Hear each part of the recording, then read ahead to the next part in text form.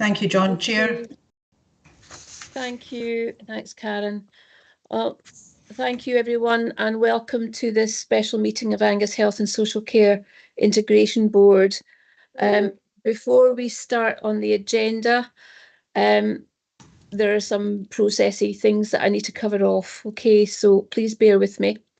Members will be aware that item 4 report IJB 15/23 has not been sent to members in line with the required at least 5 working days before today's meeting.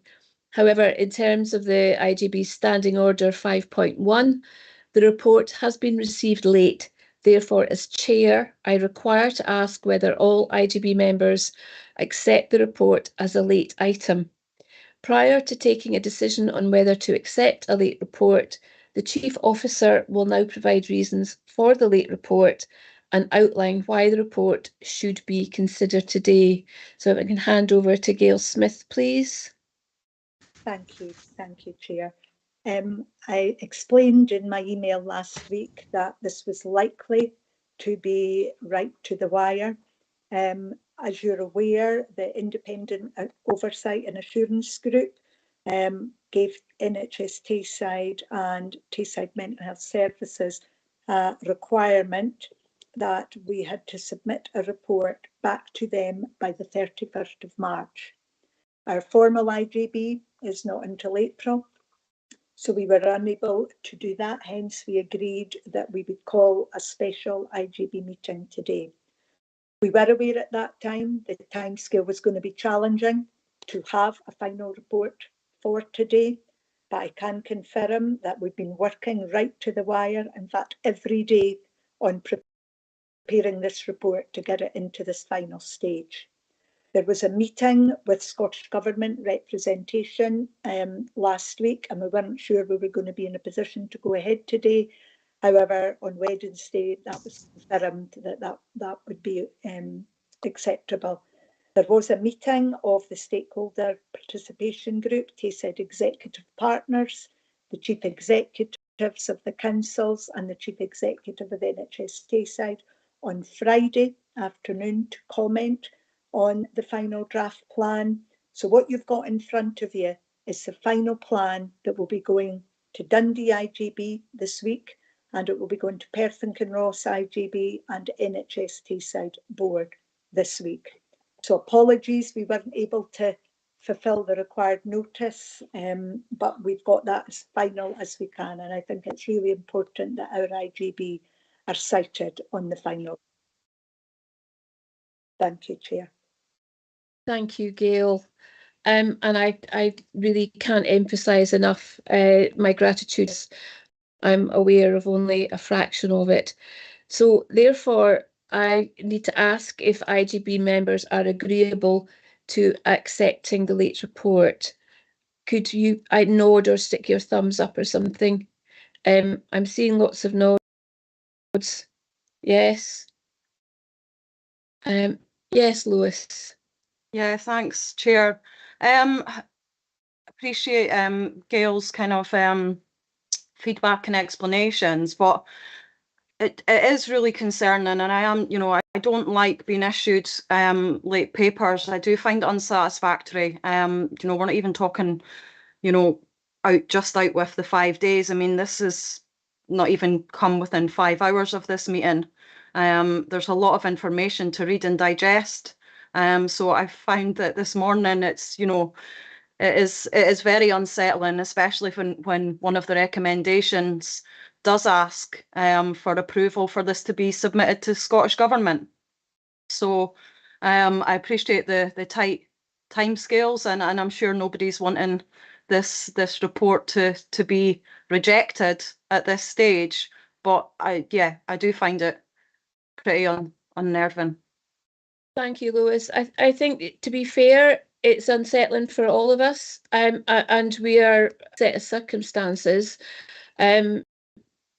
We knew it would be tight. We're submitting it for approval to the Scottish Government. It may yet come back in a slightly different form, but we do have the opportunity to have a recess within this meeting if anyone requires further time to read and inwardly digest the content, and we'd certainly be happy to do that. Gail? Yes, Lois, the draft report that was issued last week hasn't really changed that much by way of, well, it hasn't changed at all in relation to the priorities. The 6 priorities are there, so they haven't changed. It's just maybe the actions and the timescales. But what I can assure you is the whole programme report, which will include a further 4 priorities, will be brought forward in June, following the Scottish Government's feedback to us. This is in response to the IOG report and what they've asked us to look at and to refine our priorities, Lois. There will also be a direction required, which we'll do in June as well. Thank you, Gail. Chris Boyle. Yeah, thank you, Julie. Just a couple of things that would concern me a little in the bigger picture on this. Is first, a member of the IJB, which is why I didn't neither raise my hand or shake my head at the request for people to vote, as I'm a non-voting member. The bigger picture, I think, though, that worries me is that I sit on the IJB as the staff side representative, though you all know that my day job is on secondment as branch secretary for Unison, but I represent all the local government trade unions. And my bigger concern is that with late submission of papers, when we look at this in the bigger picture, is that I had 2.5 hours today to speed read this to see if there was any impact on the local government workforce.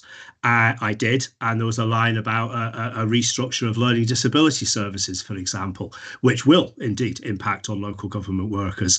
It concerns me that the short notice that the paper's being presented give people enough time to read and digest the final version of the paper. So as a matter of course, have to go back and consult with the other trade unions that I sit on behalf of, and often, I mean, a week sometimes isn't quite enough to do that, let alone just a few hours. So I just want to record my bigger concerns that we wouldn't be this is a one-off, and that we're not going to be in a similar position again with the late submission of papers that don't allow those of us, I mean, we all represent somebody or something on this board, don't we? It's enough time to go back and report back to those who we report on behalf of, if that makes any sense. So it would be my big concerns about that today. Thank you. Thank you, Chris. Yeah, I mean, it is a one-off. This is not our normal way of operating at all. It's a very particular set of circumstances in response to the IOG report, and the deadline set by the Scottish Government for us to deliver the implementation plan. Gail, would you like to come in? Yes, Chris, I can reassure you that priority 6, the actual priority says engaging the workforce, and the intended outcome is that an engaged workforce will feel listened to, involved and engaged in service design, and that will be evidenced through feedback and participation in major decisions. What's on page 36, Chris, is the timeline set there. So absolutely, you should feel engaged, and so should the team, but we can go over that. All that they're submitting is their intention in the plan to address the priorities. Okay. Does that address your concerns at the moment, Chris and Lois? For me, yeah, thank you. And yeah, I am aware from the limited time I did have to read that this morning that these are there's long-term projects built into this plan. Nonetheless, 2.5 hours is not enough time to read it today. No, noted. Absolutely. Okay. So, in light of that, then, can we then accept that we will look at this report today and accept it as a late report? Yes, if anyone has any dissent from that, then please do make sure that that is noted. Otherwise, we can progress on to the agenda. Thank you, everyone. So first of all, do we have any apology? Oh, sorry, Lois. I just wondered if you could just record my concern. That'll be fine. Yeah, thank you. Yeah. Okay. Any apologies for today's meeting? Sorry, Chair. Apologies from Sarah Dickey, Richard Humble and Nikki Worrell today. Thank you very much. And are there any declarations of interest or statements of transparency for any item on the agenda today? I'm not seeing any hands up, so that's great. So can we then move on to item 3, which is the IJB and IJB Audit Committee future meetings arrangements? I expect that you will have read that and possibly fed back any diary conflicts to Karen if there are challenges. I haven't heard of any, but do we accept that those we're being asked to agree the hybrid meetings of Angus IJB and IJB Audit Committee to take place in the Town and County Hall, which will be great to get back at face-to-face, but we will continue with an option for a hybrid dial-in. And the meeting schedule, as outlined in the paper, we're also being asked to confirm that the meetings will be live streamed and any recordings made held for a period of 5 years, and that a protocol will be prepared and brought forward for consideration in the meeting. Is everyone happy with the content of that paper? Any questions? George? Thank you, Chair. Just a comment. This who help out at Town and County, my understanding is they only work 2 days. Assuming there would have to be some negotiation if we're on a day that they're not in, that they can actually come in. But it's important that we actually check that out, I think, to make sure that they will be available to support us. Thank you.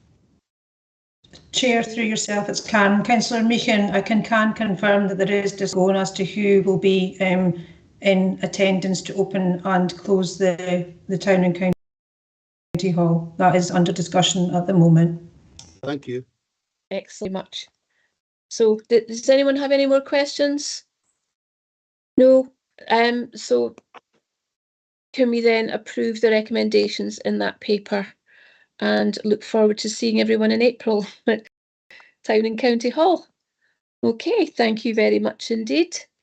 And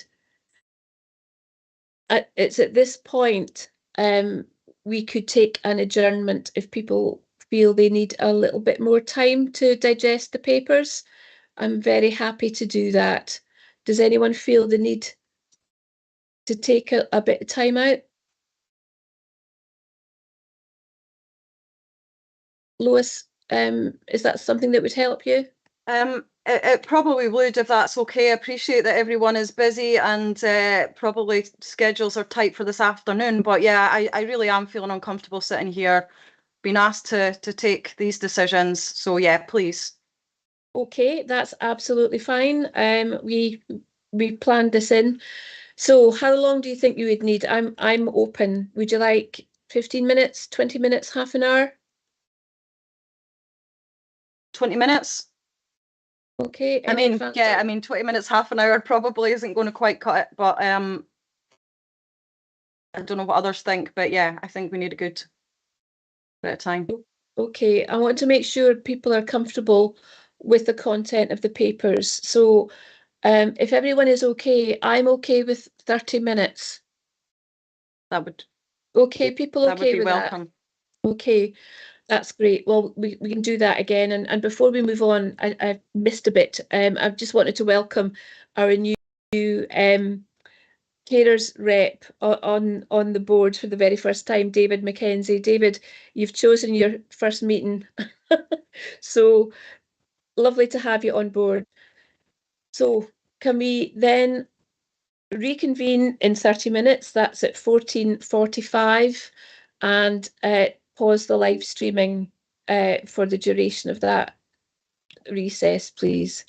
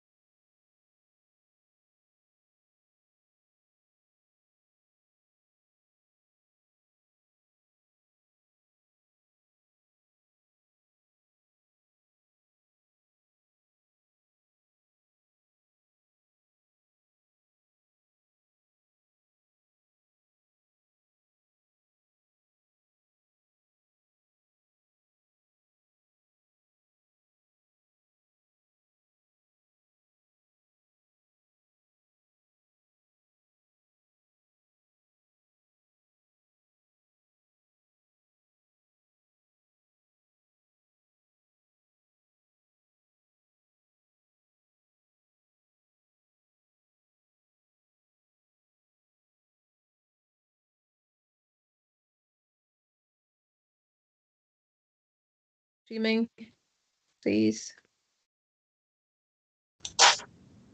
Thanks, John. Welcome back, everybody. I hope you found that 30 minutes useful. I'm going to now ask Gail Smith to give us a brief introduction to the set of papers. We've got the actual cover paper and 3 appendices for this, and it is, as everyone recognises, a very important document today. So Gail, would you mind just taking us through some of the key points briefly? Thanks. Not at all. The purpose was to bring forward a detailed mental health and learning disability services improvement plan for approval. By way of information, the plan was prepared in response to the 6 recommendations that were set out in the final report that we received from the Independent Oversight and Assurance Group into Tayside Mental Health Services. And that was published in January, that you all received a copy of. And it's set in the context of a revised governance to redefine the priorities which had been previously identified in the Living Life Well strategy. Now, in line with the revision of the integration scheme, section 6.6, this report was requested to be submitted by the lead partner from Perth and Kinross as the chief officer and the lead partner support and mental health inpatient services.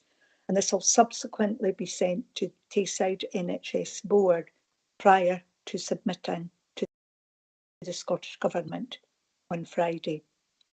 There is a recommendation that says if there are any further minor changes that are required by any of the IJBs or any of the boards, the changes will be looked at again on Friday.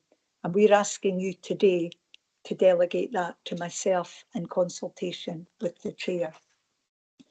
In the situation and background, the main issues are there about the IOG report, and I know that you've all seen that and heard about that before. But in section 2.3, the 6 areas of priority have been laid out in the report. That's on page 19 of your bundle. I don't know if you want me to go over the 6 priorities again, but they are what's detailed in the improvement plan, where we've got the priorities, the intended outcomes, who the sponsors will be, the delivery timelines, and the milestones, etc. So that's progress on the single site, Strathmartin, and improve the delayed discharges, streamline and prioritise the change programme, make integration work, engaging the workforce, engaging with patients, families, partners and communities, and a continued focus on patient safety. And these are the 6 priorities that were identified. Now, they've also asked for an additional 4 priorities to be considered, and these will also be considered in a more detailed improvement plan, which will come back to our IJB in June. And the 4 additional key areas are the whole system redesign of learning disability service, a specialist community mental health redesign, a crisis and urgent care pathway, and an integrated substance misuse and mental health services. There are timescales that we've highlighted to you that underpin the series of engagements and opportunities, and they're detailed there as well. And that was a consultation that has taken place so far.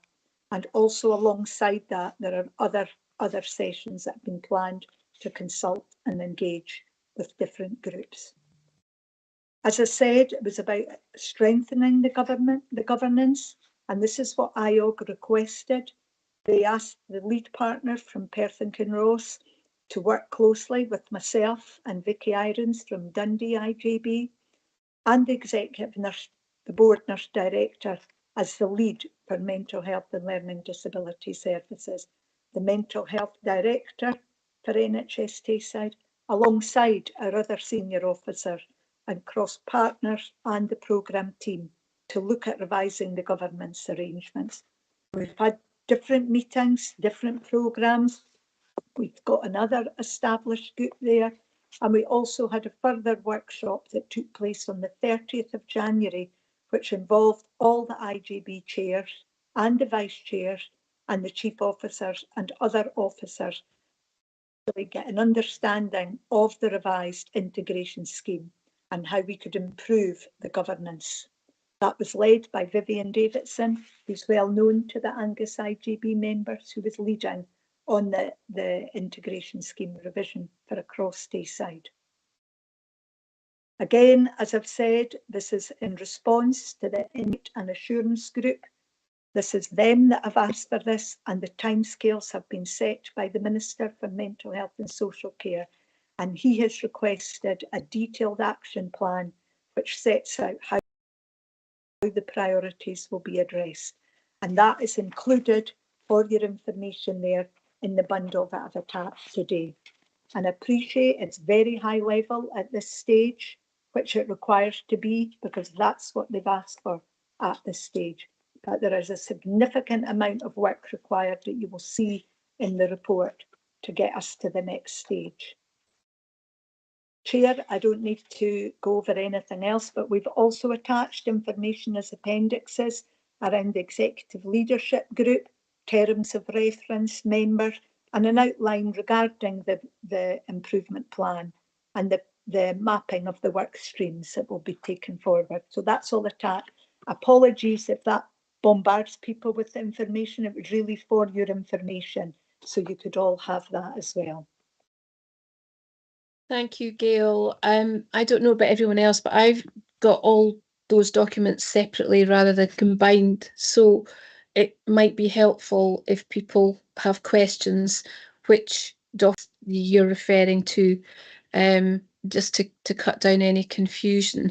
And just briefly, before I open up to questions, I would just like to flag up, I didn't feel that the financial framework aspect of it was beefy enough, and that might be something that gets touched on in the course of the questions. Gail. Yes, apologies. I should have said that we do need to emphasise the need to resource the whole plan and not just the acute aspect, but Sandy will probably comment on that if there's questions around that. But this really needs an emphasis to resource the whole of this plan. Okay, thank you. And I see Andrew's hand is first and then Alison Clement. Thanks, Julie. Thanks, Chair. Just a question, as Gail mentioned, but on oh, geez, was it? It's, let me just get the right bit of paper. Item 4, Appendix 2, and I just find the dates there a bit odd. Like item 12 is the only time that we seem to consider existing service users by the 31st of March. And item 16, by the 30th of June, we'll agree a detailed implementation plan which clearly sets out the involvement of staff, service users and providers. That seems awful. I mean, 3 years away before we start involving the service users. I'm sure that's not what it means. It's all got to be done by then. I need some assurance that that activity, if it's intended to be co-production, starts a lot earlier than that 30th of June 2026. Yes, I'm Gail's going to put your mind at rest on that. Good. Yes, absolutely right. No, what they're looking at is starting that now. You know, they're starting now, Andrew, and they're looking at the data about the current engagement method, which stakeholder groups, members of stakeholder groups already, and where are the gaps. Now, the intention is that part will be concluded by June of this year, because there are a number of groups across Tayside. So we need to look at, have we got all the right groups, Andrew? And are we missing any? So any support you can give us. So that's the first one. That's only that first milestone by June 2023. Yeah, I was sure there was an answer to it, but the trouble with high level milestones, it doesn't give you a good picture at all. But thanks for that reassurance. I've already met with a stakeholder participation group for mental health and learning disabilities, Andrew, with other chairs and vice chairs of the 3 IJBs, as a kind of early chat to meet them, which at their invitation. Okay, so next we've got Alison. Thank you, Chair. So my point is clinical engagement. I think I raised it at the previous IJB when we were discussing mental health plans that I hadn't been involved in terms of the change programme. But similarly, I haven't seen this paper until just now. And there was a commitment given previously from Jackie Pepper, who's the Chief Officer in P&K, that in future that she would be coming out to the relevant groups to engage with, and I would just be looking for assurance around that, because at the moment I'm feeling that we've not been engaged with in Angus from a community perspective, from a strategic perspective, and I appreciate it's on there, but similar to the patient and service user and carer involvement, I do think we need to have the workforce engaged, but also from a clinical perspective, so that we know that we are commissioning the right thing, and that would be through the clinical partnership group in Angus. I think it's something that we do really well, and from my perspective, I don't see the Angus strategic planning group on the list of people where this has come to, and I think we really need to make that strong connection with the Angus strategic planning group and the clinical partnership group moving forwards. And I appreciate it's maybe the intention, it's just not quite happened yet. Gail, do you want to take a few? Yes. Take a Alison, few and then round up. Yes. Alison, Okay. I am aware that the report has been to the area clinical forum, but I can only think Jackie's on the rounds of communication with all this, but it has been to the area clinical forum. Okay. Are you coming back in, Alison? Yeah, so the area clinical for the staff side sort of idea of things, I really do think that it needs to be the clinical body within Angus needs to be engaged with. The area clinical forum might have at high level representatives, but we really need to be engaging with the workforce and the clinical people frontline on the ground, and that absolutely has not happened. Certainly I wouldn't be invited to the area clinical forum, for example, and well, I might be invited, but I'm not a member of the area clinical forum. I'm quite sure Jackie will be including all yourself, associate medical directors. I think timing has just had to get round to all the relevant high level groups and committees at this stage. Okay, if I can work my way down the list of hands. Next one up is Tracy Bowman, please. Thank you. Yeah, I noticed that in the Independent Oversight and Assurance Group report, there's a lot of issues around workforce matters. They feature quite heavily, and priority 6 obviously is about engaging the workforce. But the workforce director or the HR director doesn't seem to be mentioned in the membership of the executive leadership group that's going to oversee the actions going forward, and not in any of the priority actions that are listed as well. And I just wondered if consideration had been given to including that post holder, and if there was a reason why it hadn't been included.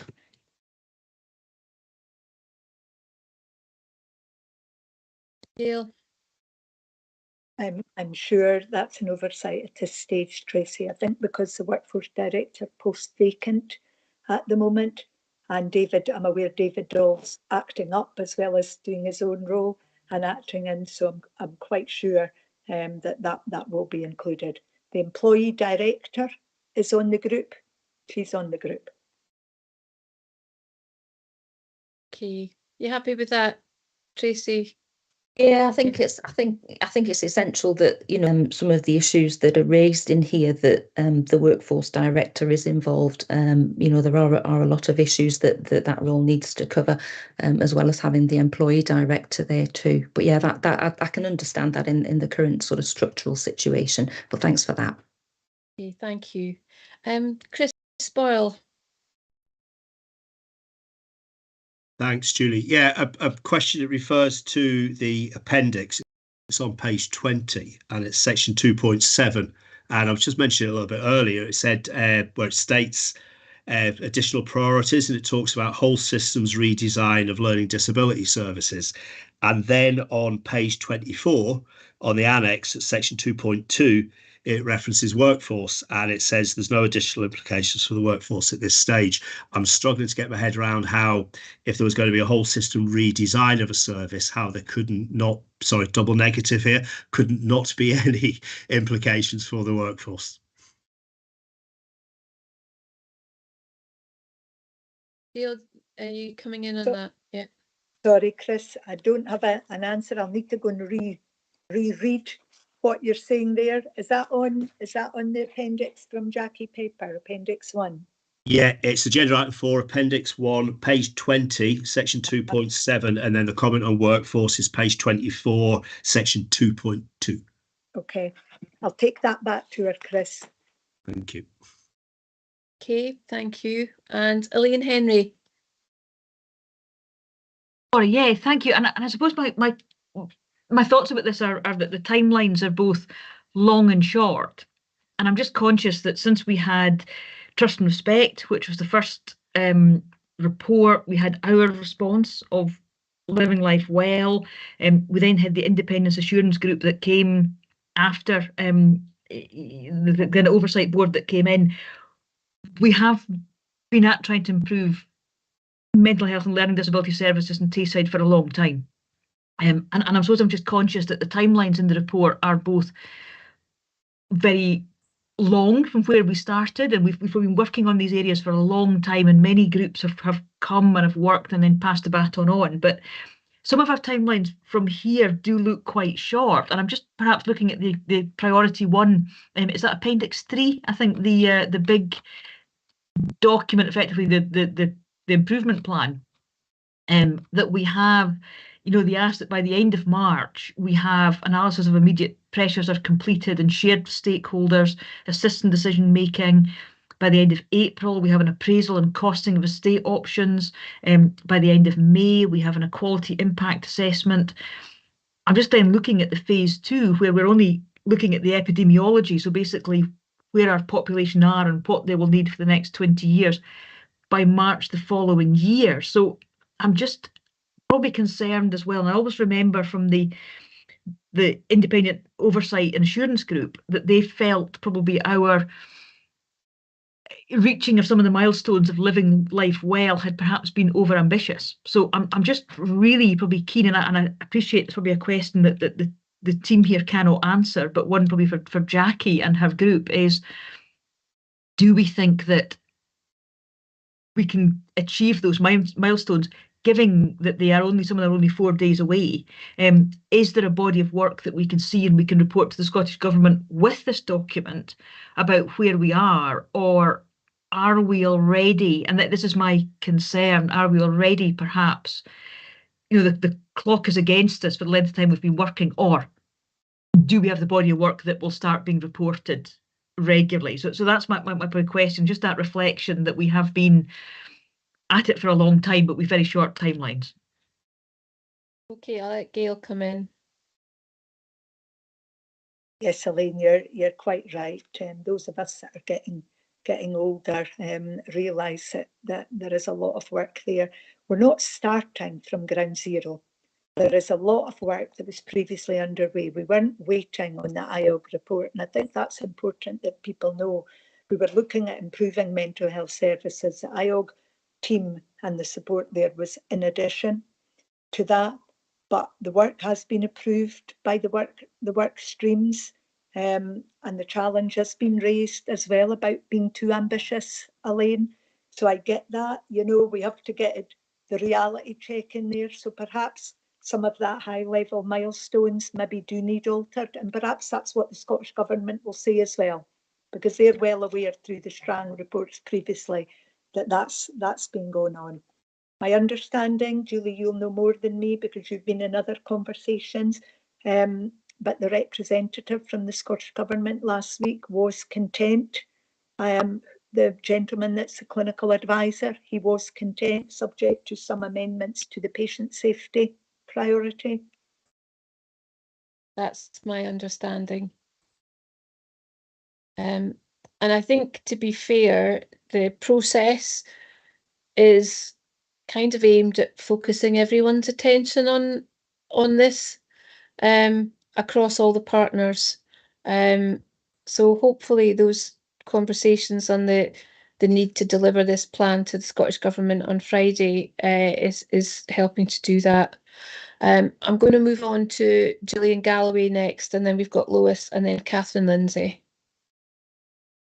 Thank you, Chair. It's just to pick up on a few of the questions, if that's okay, just to give some further assurance to the IJB. So in terms of the engagement, we're also working with Health Improvement Scotland in terms of an engagement programme. So they are coming to work with us in Tayside around that, Andrew. So that will really enhance that communication and that engagement with both staff and service users as well as the wider public. So that's just about to start, and we have got some training and tester sessions arranged.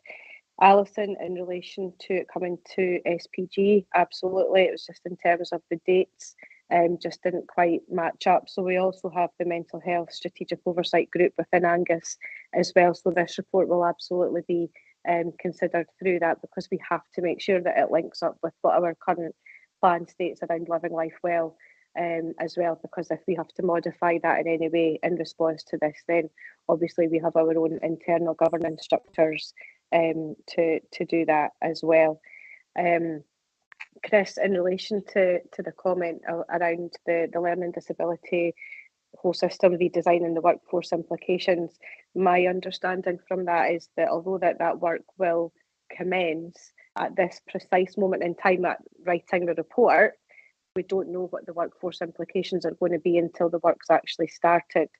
So I think there's a bit of work to do around that, and Angus are involved within certainly the planning stages of that redesign of learning disability. I think the first meeting is next week.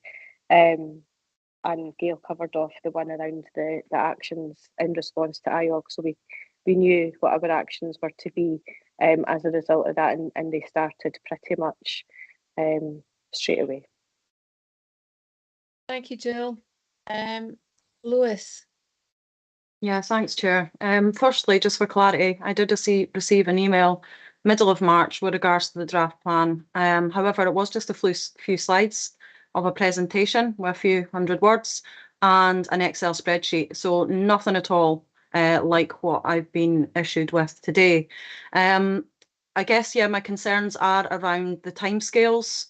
You know, some, are they kind of realistic enough? How much pressure is that going to put on staff? But other parts of the kind of timeline, in term, you know, are they too lengthy in terms of some of the urgent action that is needed to address some of these problems? But I do have concerns around also kind of resourcing, and whether that be kind of the cost and the budget, and the implications in terms of staffing and addressing some of those workforce and recruitment challenges, and the various skill sets and disciplines that's needed. But yeah, cost and that kind of financial plan, there isn't a lot of detail there. And also, like's been raised as well, just in terms of the engagement, hopefully during future reporting there'll be evidence that, you know, Angus families, patients, those with lived experience will be included in this. And you know, I really hope that those experiences will be pulled into this. But yeah, a number of concerns, and also concerns as well around other partners, other departments, whether that be housing, aids and adaptations, other areas of our council business where those departments, those resources, you know, are very, very restricted and tight, and unless there's greater funding across a range of services, that will also make this plan or the strategy and the follow-up plans hard to deliver on.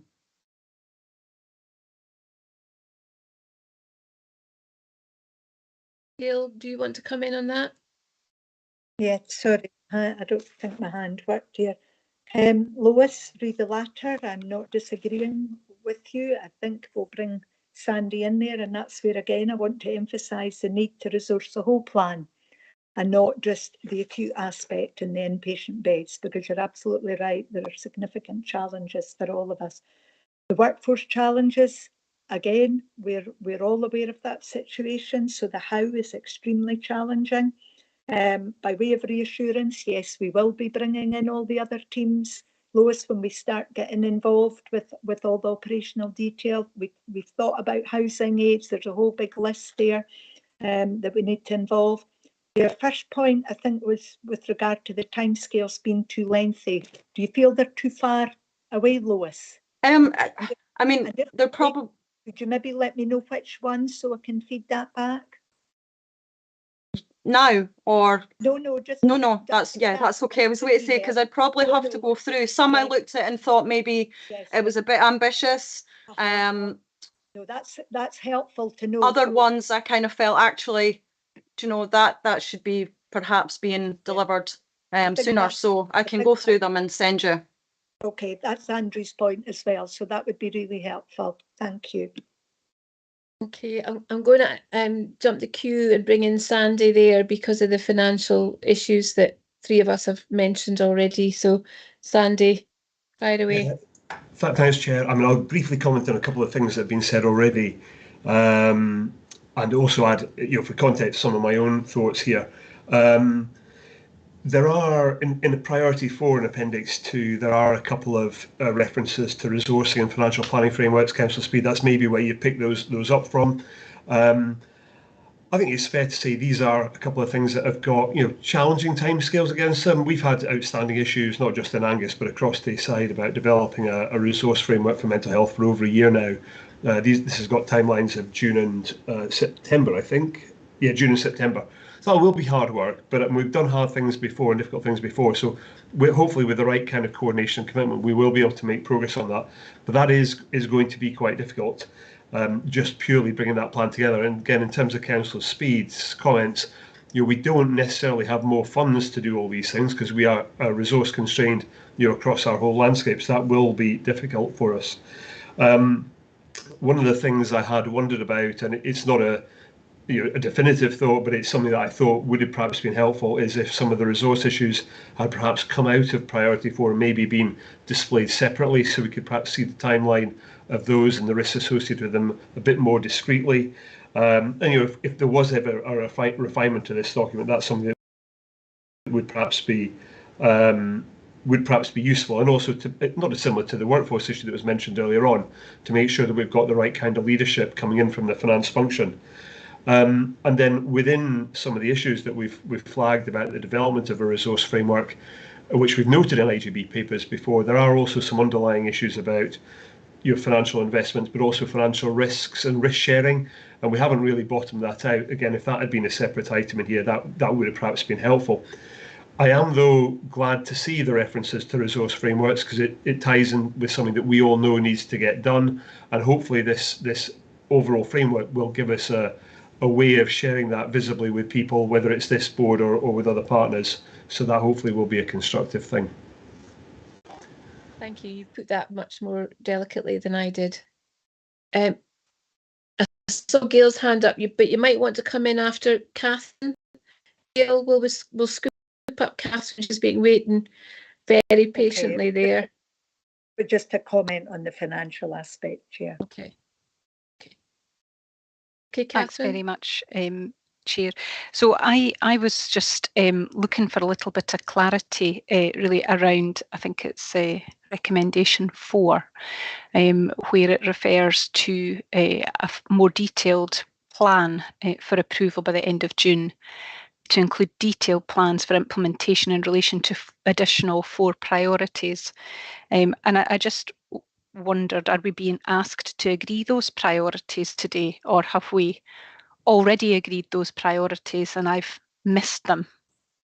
Because I'm not sure where those specific priorities have arisen from, and what the rationale for adding them in would be. I think, you know, we need to also be clear about the respective levels of priority around those, vis-a-vis the rest of the plan, which obviously has a significant degree of impetus attached to it and is already quite comprehensive and complex to deliver. So I was just firstly looking for a little clarity around that, and then secondly, if they are to be going ahead, really just looking at the executive group and the infrastructure around the governance, and making a plea really very similar to Dr. Clement's plea earlier, to make sure that all the appropriate professional groups are fully represented and engaged in terms of those conversations, particularly as it cuts across a range of different professional areas of responsibility and accountability. Thank you. Thanks, Catherine. I'll pass to Gail. Yeah, I'll start with Catherine's point first. Catherine, the Executive Leadership Group and the Programme Board, in agreement with the improvement programme team that we have, we've agreed the 4 additional key areas as priorities, and the intention is they will be developed in a similar format that will set out key milestones and deliverables. It's proposed these will be developed and presented as additions to the Mental Health and Learning Disability Service Improvement Plan by June. The 4 priorities are detailed. It's about whole system redesign of LD, specialist community mental health redesign, crisis and urgent care pathway, and the integrated substance misuse and mental health services. So they're done. We have a programme team in place now that can support us with that work. And we need to make sure that we don't repeat the mistakes of Living Life Well. This will replace Living Life Well. But I think I want to reinforce to you all today that this is an action plan on the 6 areas that the Scottish Government via IOG have requested. And the financial plan for the change programme still needs to come forward. Sandy has highlighted the points that he's raised with me, and we've raised them with Jackie Pepper and with the team. Okay, Catherine, you want to come back in? Thank you.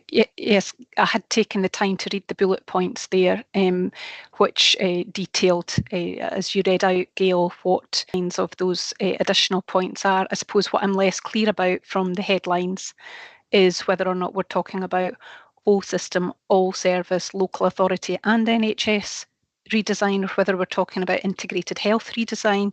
And I suppose the representation and engagement might need to look differently in terms of workforce, comms, professional groups, etc., depending on those. And I wasn't able to pick those up. And I suppose the other point that I would make is that I think those things are for the IJB to agree or not agree. And I think I see that in the terms of reference document that sets out where the decision making is. So my reading of it was that the group was recommending these as additional priorities, but that it would be for the IJB to set the priorities or not and direct the work of the group. But I might have picked up the intention around the governance around that wrongly. No, the Exec Leadership Group and the Programme Board, Catherine, have been in agreement about the 4 additional key areas as the priorities. But that high-level piece of work, you know, where we've got significant exec sponsors, workstream leads, none of that detail has been worked up at this stage. This was really just to get the 6 priorities supported. All the senior managers should be represented in the work streams and with the relevant stakeholders. So that bit of work will happen, but we're nowhere near that at this stage. Okay, if I can go on to Elaine Henry next. Thank you. Sorry, my camera is playing up. I suppose it's just about that 4 extra areas, which absolutely sound like the definite priorities. That's our own. They're not in the report. Some just been really dense, but they're not in the paper that we're submitting. These are our own extra priorities. but I suppose it's probably just it's a daft question, but would we not share our priorities with the Scottish Government over and above as part of a wider report? That, because I suspect each IJB will have those priority areas. Would we not share those as well? Is that for the next one? Yes, we're responding, Elaine, to the IOG report. The purpose of this, we will respond to the IOG report. But Jackie may want to do that, but they have not been requested at this stage. So I think it's been really careful about responding to what we've been asked to do, rather than add on all these arms and legs and we don't achieve any of them. These are the 6 areas we've been asked to respond to, and that's what we're endeavouring to do here. Okay, thank you. And Alison Clement again. It's just looking for clarity because I wasn't aware following the Living Life Well strategy. Has there been a decision not to go with that and this replaces Living Life Well? And the reason I'm coming from that is that there's a lot of work went into Living Life Well, a lot of engagement with stakeholders, and in particularly from my perspective in the working in the community, there was a lot around prescribing and primary care. We've never had the community and primary care work stream of Living Life Well empowered to actually meet with the programme support. Other priorities have taken over. And my concern here, if we're downgrading Living Life Well and doing something that's been set up by an executive leadership group without consultation, that we're missing out on all that important primary care, prescribing, whole pathway, whole system work.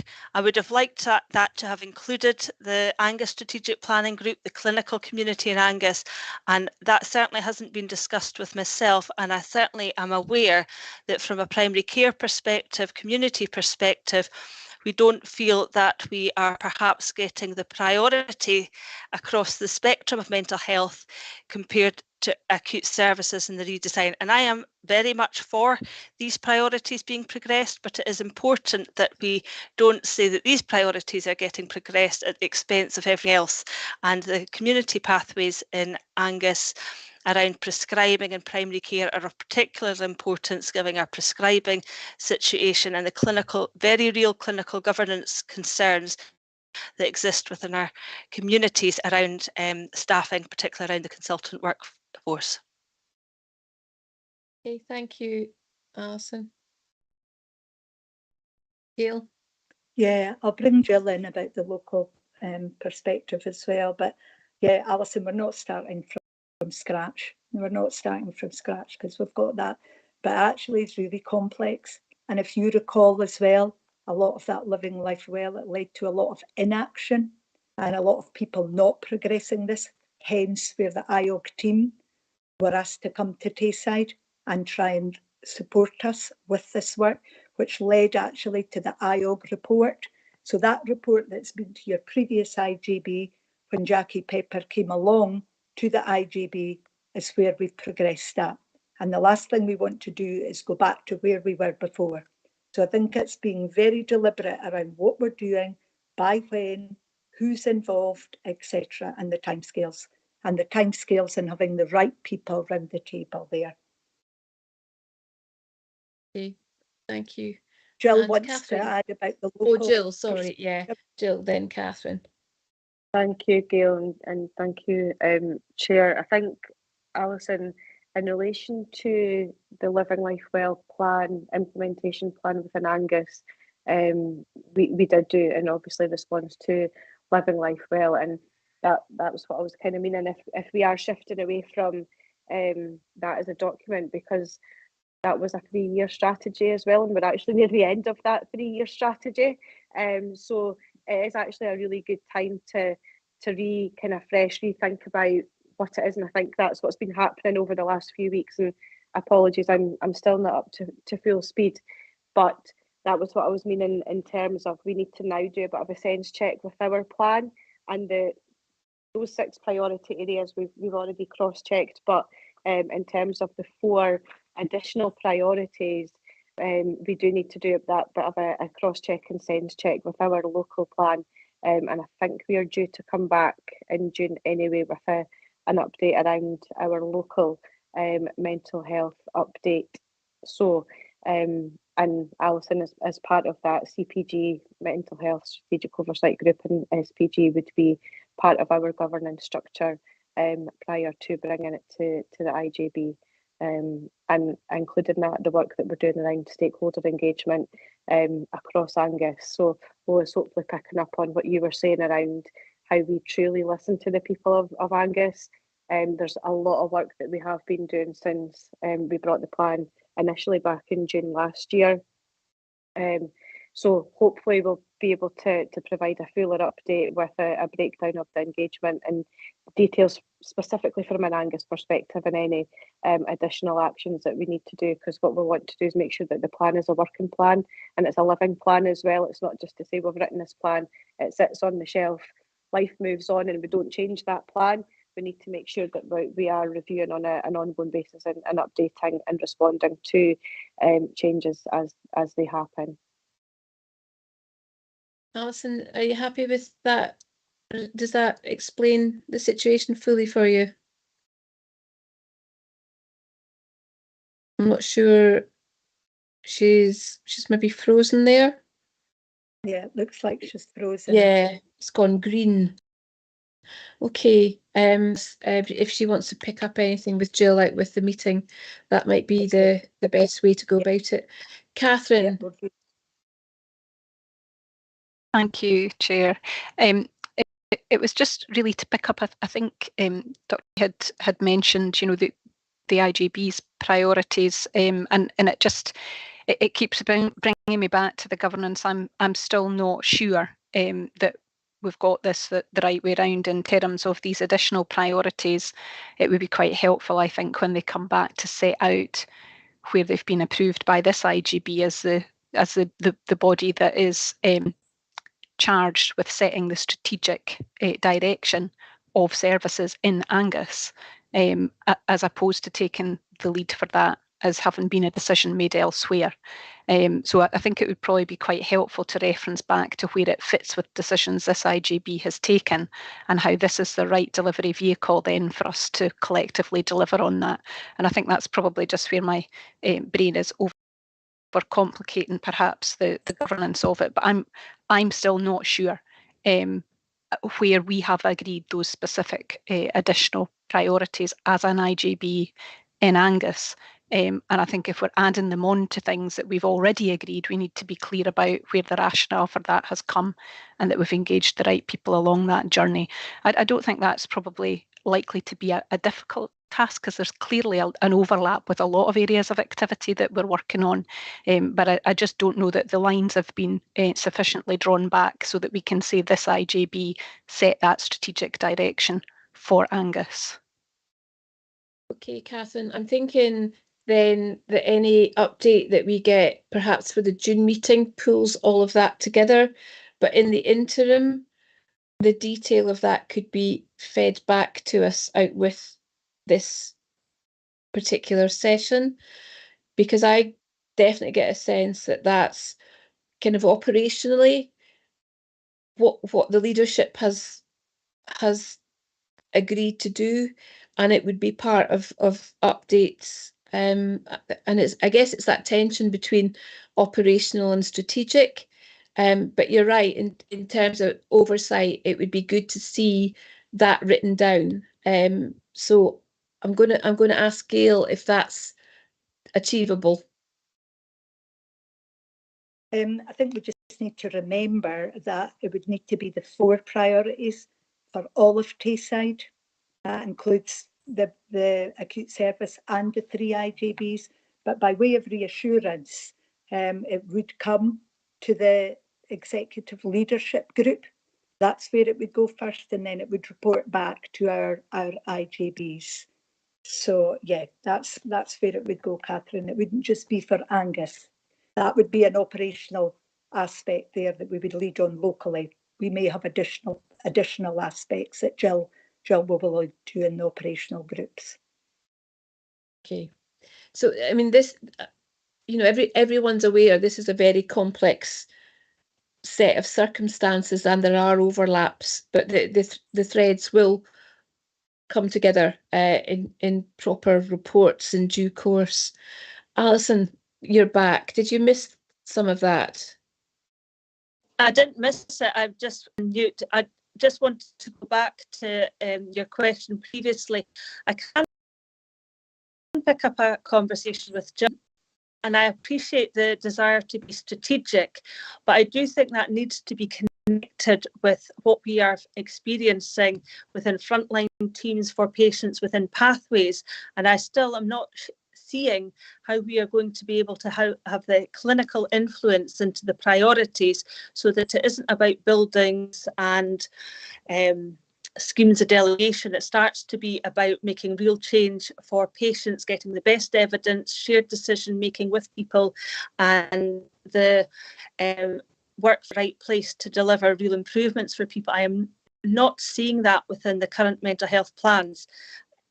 And I feel I need to be honest about that. And I really do feel that we need that engagement from a strategic planning perspective, from people who are working on the ground, and I'm just not seeing it at the moment. And I appreciate why delayed discharges and inpatient models are important, but there are other things that if we don't start doing now, we're going to be another 3.5 years down the line, and we won't have progressed the improvements that people really need us to be making. Okay. Would anyone like to come in on that? Gail? Yeah, I absolutely agree with what Alison's saying there. So it's how we progress that together. I think we're breaking new ground here anyway. We've got the 3 IJBs all working together with the same priorities. So we're further forward than we have been before with some of the things. So we're not starting from ground zero. And that's what I keep wanting to say. What we need to do is make sure that we capture all of that operational detail and that we can spell that out a bit more. Maybe we'll sometimes say we've got too many papers, Chair, and then others we need a lot more detail. So I suppose it's getting the balance so we can provide that assurance. Absolutely, and it might help you to be aware that in a meeting with the various chairs and vice chairs, IGBs, non-exec directors of NHS Tayside, in advance of the meeting we had with Kevin Stewart, the minister, who wanted to know what we were doing on the back of the IOG report. My key priority was a significant stakeholder engagement process, that we could actually properly look at, the whole system and integrated pathways for people, and making sure that people had the proper and accountability with the different actions in the action plan, and that is bubbling away in the background at the moment, so that we make sure that we do get all that engagement from the outset. Elaine, could I bring you in next, please? It's really just a reflection, and I suppose that one of the oversight group's points were that we were not working well together as 3 IJBs and health board and communities, and I'm just always very conscious that they live, work and experience care across the IJB boundaries, but it probably is the nub of one of the absolute challenges, is that we design services for people who need them in their communities, within hospitals, so that you can access the right level of care at your point of need. That may involve very hyper-focused community work, working with third sector providers, but also at times of need you may need a specialist service that can only be supplied regionally or indeed nationally. And it's the duty of care to our population is to ensure all those levels of care are available at the same time. And in my mind, I always have this kind of interconnecting cube, so that you can actually go up and down the levels of care, sometimes within a day. And I do hear that has been the challenge to us all the way through, is that working with partners and wider partners, and the fact that this has police on the front of it, that's Police Scotland. Again, they have an even bigger than regional strategic working. So, but this is why it's been so hard. This is why it's been so difficult, because reminding it that the inpatient review predates trust and respect. So this has been difficult for a generation. It remains difficult, but it is the only way we will do anything is by working closer together. But I absolutely hear the checks and balances that must be put for our population by us, for us, to take that forward, but recognising it's part of a really interconnected, difficult system to work in.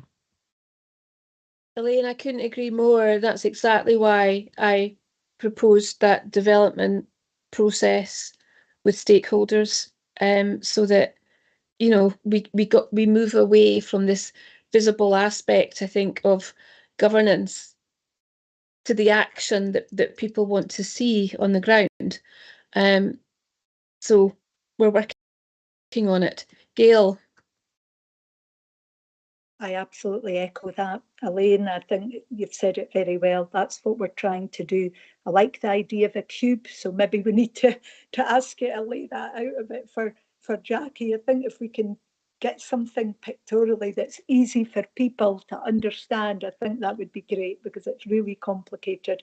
I'm not the artist, so any help, unless Jackie is, but I've not seen anything. So I'll take you up on that. So there are obviously a number of meetings this week looking at exactly the same paperwork. So if we could go back to the recommendations, if that's all the questions at the minute, just bear in mind there might be some tweaks, and we're asking for delegated authority for Gail and myself to accommodate any of those edits. And it may well change coming back from the Scottish Government. So bear that in mind. What we're trying to do with this document is be very high level and cover as many bases as possible. And I guess if the Scottish Government isn't as happy with it, they will be letting us know in pretty short order, I would imagine. And the next part of the process will come back to us. Lewis. Yeah, sorry, are you going to be coming back to comments, or? Oh, it was just really on sure. the back of what you were saying there, Julie, but yeah, I can wait. Well, I mean, I'm pretty relaxed in terms of questions and comments, and I've not divided it up into much of about, you know, either. So feel free to say whatever you need to. Yeah, I mean, I think on the back of what you were saying there, just about, you know, this really is a kind of high level strategic report and plan. And yet I think what's probably concerning me this afternoon is that, you know, key high level strategic officers around the table who, you know, I have great respect for, are confused and unsure in terms of many aspects of this. So it is a concern, and you know, you can't write a strategy without that good bit of groundwork in terms of engagement. And you know, there has been engagement, you know, since the Strang report, and since then, and then, you know, I wasn't aware in terms of changes of directing with the Living Life Well, all these type of things. I think I'm more confused. I was confused coming in because I had like 5 minutes to read the papers, and now I'm not sure after listening whether I'm confident. But I appreciate that this is a strategic plan to go to Scottish Government. You're saying that timescales are tight, but you're going to come back in June with more of the detail, including some of the financial, more detail in terms of the financials, the resources, and how this will all be put together and worked out. But these are our priorities. Is that right?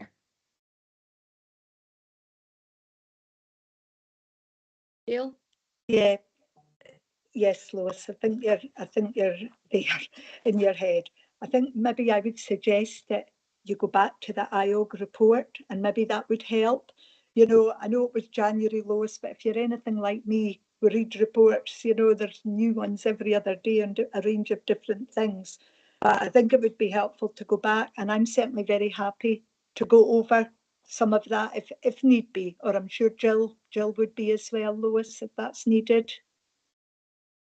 I'll go back to that Yeah. report and see if Then we that can- brings we me can- greater clarity. Thank you. Yeah.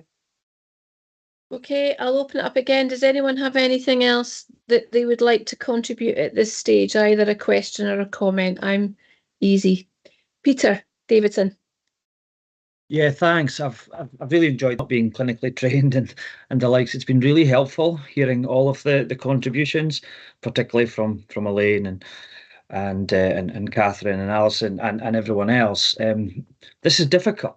This is a difficult decision. We haven't been short of difficult decisions to make as an IJB, and this is no different. It's not comfortable. But what also wasn't comfortable was the meeting that Julie and I and others were subjected to by the minister, who did not pull any punches, and quite rightly so. It's of the opinion of others that Tayside are letting down the people who require these services, and quick action needs to be taken. So this has had to be pulled together really quickly, and there will be the odd hole in it that will ultimately. But a lot of talented people have spent a significant amount of time into the small hours, pulling together what I believe to be a good plan in addressing the recommendations that we have to address.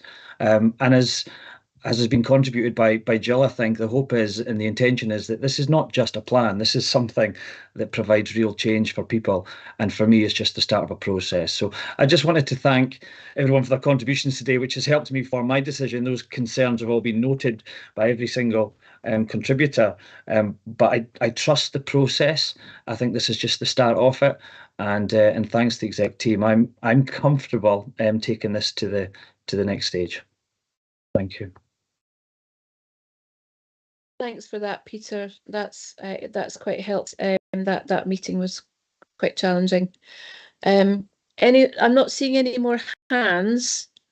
Does that mean we can move on to the recommendations that we're being asked to approve? If you just bear with me till I get to it. Okay, so I'm not going to read out every single one, but can we then comfortably approve recommendations 1 to 5 in this paper, with particular note to the request for delegate for Gail and I to sign off any further minor changes, that we can submit this to the Scottish Government by the 31st of March this week, and that a further iteration of the Mental Health and Learning Disability Services Improvement Plan will come to the Angus IJB for approval by the end of June. And that will include the detailed plans for the additional 4 priorities that were mentioned today. And again, note the revised governance arrangements for the whole system change programme. And we have further meetings with the health board this week around some development aspects of that. Okay, sorry, George, I've just seen your hand come because I popped the screen down. Thanks, Chair.